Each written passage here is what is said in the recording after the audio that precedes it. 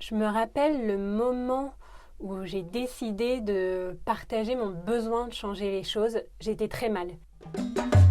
Mon travail, ça me travaille. Des histoires de chance. J'appréhendais énormément d'en parler à deux types de personnes.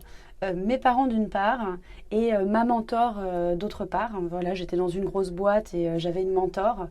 Et elle, j'avais peur de la décevoir parce que son rôle, c'était finalement de me propulser dans une super belle carrière dans un grand groupe. Et j'allais lui annoncer que en fait, j'allais arrêter. J'ai eu vraiment une réaction en deux temps de mon entourage. Un à la fois très supportif parce que ça faisait des mois que ça allait pas et qu'il fallait que tout le monde sentait bien qu'il fallait que ça change.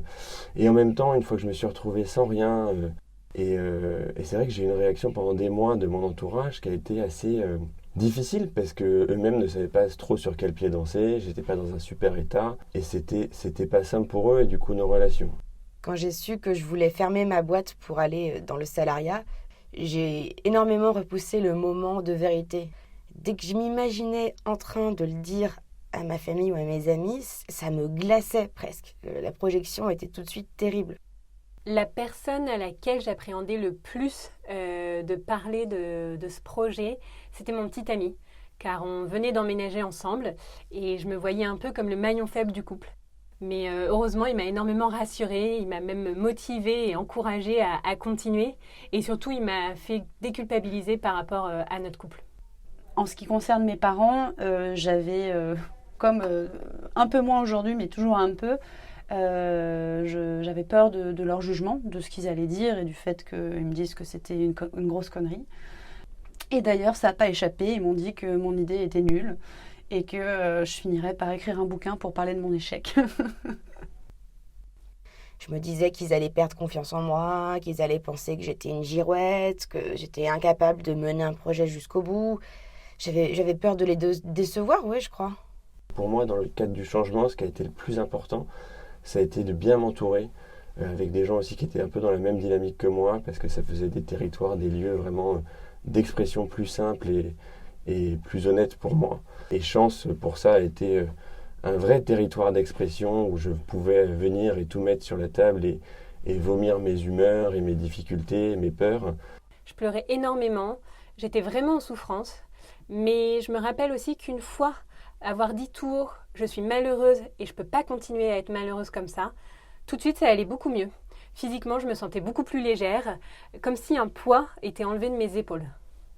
Et le jour où j'ai finalement réussi à en parler, c'était lunaire. En fait, personne n'était étonné.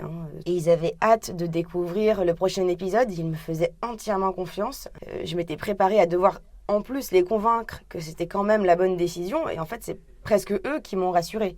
J'ai aussi eu des bonnes surprises. Je me suis sentie très encouragée, très soutenue par mes amis proches. Et notamment par mon copain, on habitait ensemble et en fait il m'a vraiment dit textuellement, écoute, fonce, je te suis et même si au début tu gagnes pas ta vie, c'est bon, je te suis.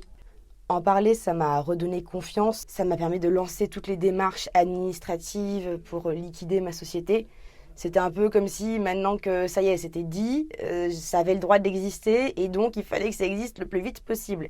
Si je devais donner un conseil, ça serait vraiment de parler de votre projet, parce que surtout dans 99% des cas, en fait, les gens vont soit vous admirer, soit vous encourager.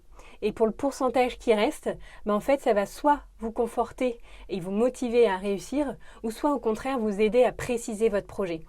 Même si l'entourage est proche, c'est pas forcément facile pour eux de trouver les mots et le temps pour nous accompagner dans cette détresse, parce que ça peut aller jusque-là, et de ne pas leur en vouloir. Et de notre côté, c'est trouver des lieux, justement, des personnes, des organismes comme Chance, voilà, pour avoir un endroit pour vraiment être accompagné et pas se sentir seul, parce que ça peut être des moments de grande solitude. Du coup, par rapport à ce sujet de parler de son projet, si j'ai un conseil à donner, c'est d'en parler à un maximum de personnes, parce que tout simplement pour la bonne raison qu'à minima, ça lui donne vie à ce projet, parce qu'il commence à exister aux yeux des autres. et aussi parce que potentiellement les autres vont vous aider, vous donner des conseils. La seule chose par rapport à ce conseil, c'est qu'il est tout de même intéressant d'être sélectif dans les personnes à qui on parle de projets de changement, surtout quand il s'agit de projets drastiques, puisque voilà, il y a des personnes qui sont peureuses, il y a des personnes qui veulent tout contrôler, il y a des personnes qui n'ont pas une juste image de nous. Et en fait, ces personnes-là ne vont pas forcément être celles qui vont vous aider ou qui vont aider à grandir. Si j'avais un conseil à donner à quelqu'un qui serait dans cette situation aujourd'hui, ce serait un conseil qui vient de la spécialiste en communication non violente d'un des live Chance, Nathalie Achard. Et elle disait que plutôt que de se mettre à la place de l'autre, il vaut mieux lui faire de la place. Et je trouve que c'est totalement vrai. Ça sert à rien d'essayer de deviner ou d'anticiper les pensées des autres, parce que souvent on est à milieu, on se trompe totalement. Ça m'aurait évité pas mal d'insomnie si j'avais su que ça se passerait aussi bien.